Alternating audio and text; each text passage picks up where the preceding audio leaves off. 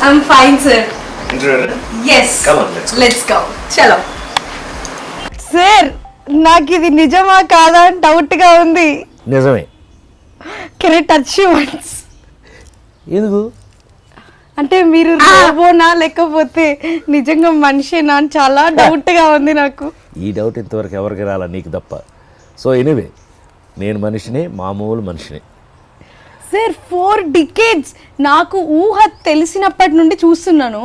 Like ఊహ తెలియనప్పుడు కూడా తెలుసు, కానీ అటు ఇటు కన్ఫ్యూజ్ అయ్యేది.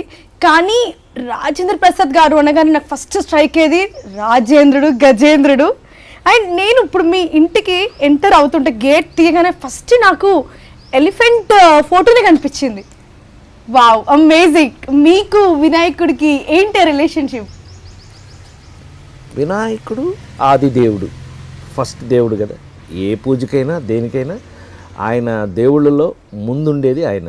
సో అట్లా కాకపోయినా నాకెందుకు రాజేంద్రుడు, గజేంద్రుడు అవకాశం జీవితంలో రావడం ఇవన్నీ గొప్ప విషయాలు. అయితే నాకు ఆయన షేపు, వినాయకుడు షేప్ నాకు భలే ఇష్టం.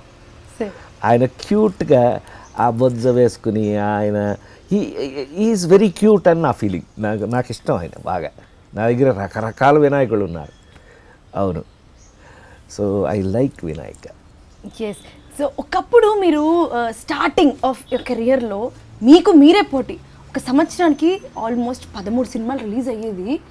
ప్రతి నెల ఎవ్రీ మంత్ ఒక సినిమా. ఎట్లా మేనేజ్ చేసేది సార్ మీరు? అసలు మీకు మీరే పోటీ. అసలు ప్రతి ఒక్కరము మేము లైక్ అరే వచ్చింది ఏ సినిమాకి పోవాలి, అసలుకి హాలిడే వస్తే ఇది సూపర్, ఇక మా ఫ్రెండ్స్ టీం అయితే దీనికి వెళ్దాం కదా, దీనికి వెళ్దాం. ఎట్లా మేనేజ్ చేసేది మీరు? జనరల్గా నా సైకాలజీ ప్రాబ్లం ఏంటంటే, ఆ రోజుల్లో అంటే నేను పెద్ద బ్యాక్గ్రౌండ్ లేకపోతే ఎవరో ఇంత పెద్ద మనని ఎంకరేజ్ చేసేవాళ్ళు ఎవరు లేరు కదా. ఒక ట్రెండ్, మనం హీరోగా నేను ఒక కామెడీని బేస్ చేసుకుని ఒక ట్రెండ్ నా కోసం నేను తయారు చేసుకున్న ట్రెండ్ ఇది సెపరేట్గా ఎప్పుడైతే లేడీ స్టైల్ దగ్గర నుంచి సక్సెస్ అవ్వడం మొదలయ్యిందో నాకు వచ్చిన అవకాశాలను పోగొట్టుకోవడం ఇష్టం లేదు అప్పట్లో.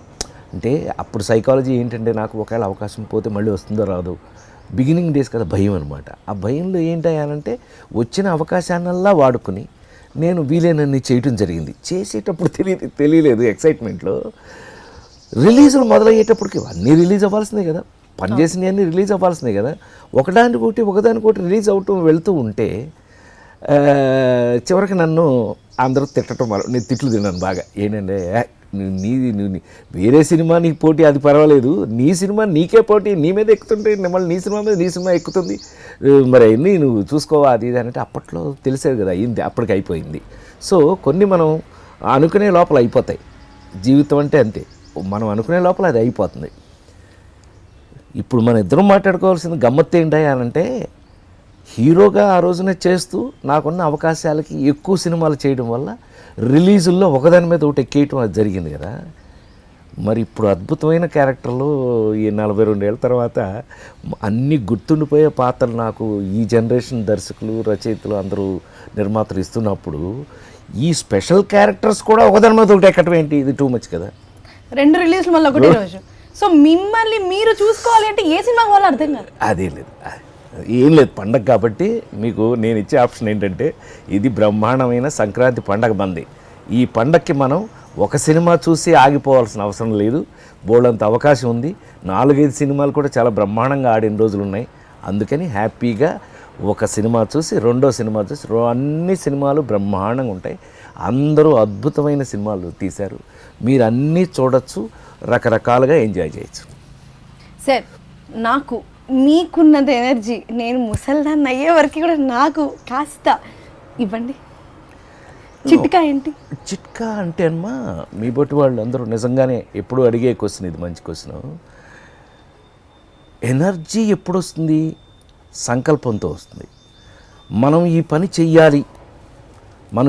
చెయ్యాలి అని ఎంత నీకు స్ట్రాంగ్ సంకల్పం అంటే నీకు ఒక డెసిషన్ ఎప్పుడైతే ఉంటుందో దాన్ని బట్టి నీకు ఎనర్జీ ఆటోమేటిక్గా వచ్చేస్తుంది.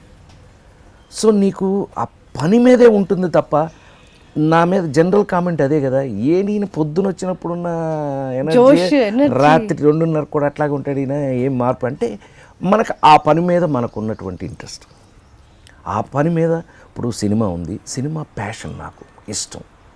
సినిమా అంటే మనకు బాగా ఇష్టమైనటువంటి ప్యాషన్. సో ఏదైతే ఇష్టం అవుతుందో దాంట్లో మనకి టైర్డ్నెస్ లేకపోతే దాంట్లో విసుకో లేకపోతే ఇంకోటి రాదు అసలు. నేను ఎన్నిసార్లు ఆలోచించినా నాకు అనిపించేది అది, ఇది మనకి ఇష్టమైన పని, అందుకని మనకు దాంట్లో బోరుగొట్టడం ఉండదు. సో పనిని ఇష్టపడటమే ఇంపార్టెంట్. అది ఏ పనైనా మనం ఇష్టంతో ఎగ్జాక్ట్లీ నువ్వు ఇష్టంతో ఇప్పుడు అద్భుతంగా చదువుకునే వాళ్ళు ఉన్నారు, అద్భుతంగా కొత్త కనిపెట్టే వాళ్ళు ఉన్నారు, అద్భుతమైన పెర్ఫార్మర్స్ ఉన్నారు, అద్భుతమైన రాజకీయ నాయకులు ఉన్నారు, అద్భుతమైన ఇండస్ట్రియలిస్టులు ఉన్నారు. వీళ్ళంతా ఇలా ఉండడు, అద్భుతమైన పెయింటింగ్ వేసేవాళ్ళు ఉన్నారు.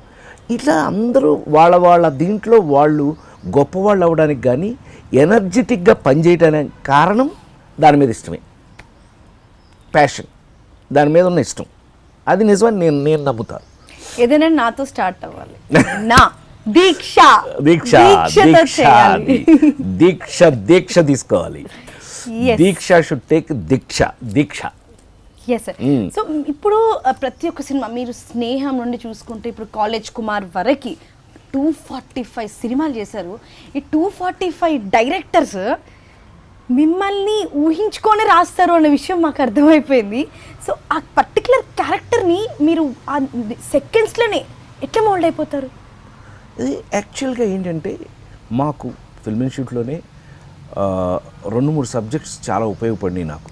అబ్జర్వేషన్, ఇమాజినేషన్, ఇంప్రొవైజేషన్, ఇవన్నీ మాకు అంటే అన్ యాక్టర్ ప్రిపేర్స్లో అంటే ఒక నటుడిని తయారు చేయడానికి సిస్టమ్స్ ఇవన్నీ. అందులో బాగా సక్సెస్ ఏంటంటే అబ్జర్వేషన్.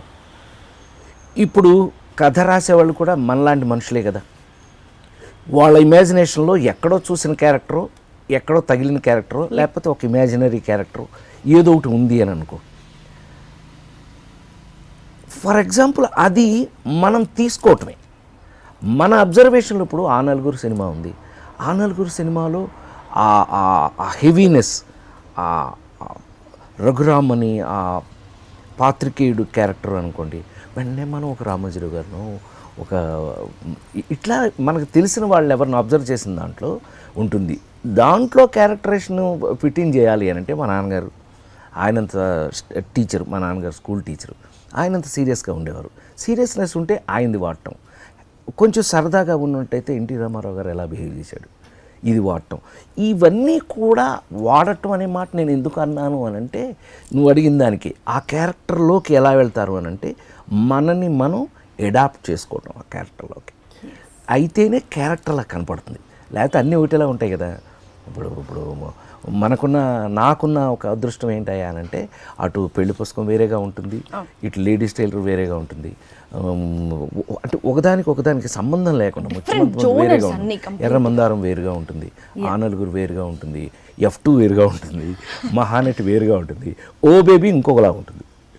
సో వీటన్నిటికీ అవకాశం ఏంటయ్యానంటే, ముందు అద్భుతమైన విషయం ఏంటంటే ఈ జనరేషన్ వాళ్ళు నాకు అవకాశం ఇవ్వటం. ముందు థ్యాంక్స్ ఫర్ దెమ్, ముందు ఈ క్రెడిట్ వాళ్ళకి చెందుతుంది. వాళ్ళు నా మీద నమ్మకం పెట్టుకుని ఈ పాత్రని ఇలా తయారు చేసుకున్నారు అని అంటే, ఆ తయారు చేసుకున్న పాత్రలోకి మనం ఎంత కష్టపడి చేస్తామనేది లెక్క.